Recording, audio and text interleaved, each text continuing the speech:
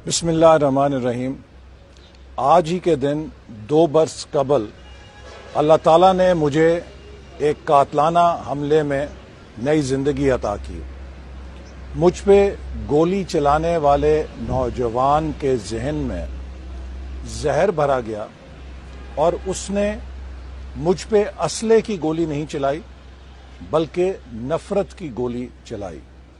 वो ये भूल गया कि कुरान मजीद में अल्लाह ताला ने कहा है कि एक इंसान का कत्ल पूरी इंसानियत का कत्ल है और एक इंसान को बचाना पूरी इंसानियत को बचाने के बराबर है।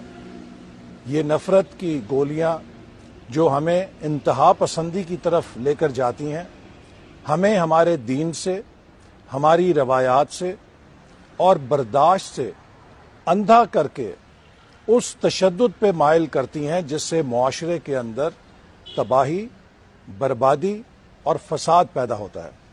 एक हदीस में हज़रत मोहम्मद मुस्तफ़ा सल्लल्लाहु अलैहि वसल्लम से मरवी है कि आपने सहाबा को फरमाया कि क्या मैं तुम्हें वो अमल बताऊं कि जो सदका, रोज़ा और नमाज से भी अफजल है।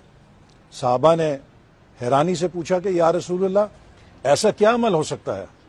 आपने फरमाया, लोगों में अमन कायम करना और अच्छे ताल्लुक को फ़रोग देना, चूँकि तफरका और नफरत इंसानियत को तबाह कर देती है।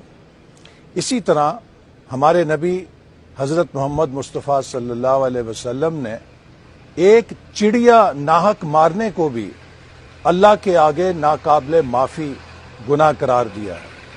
आपने तो यहाँ तक फरमाया कि शजर की भी हिफाजत करो कि जो शख्स एक बेरी को नाहक ख़त्म करेगा तो जहन्नम में उसका सर भी उसी तरह झुकाया जाएगा जैसे उसने उस बेरी के दरख्त को नीचे झुकाया था।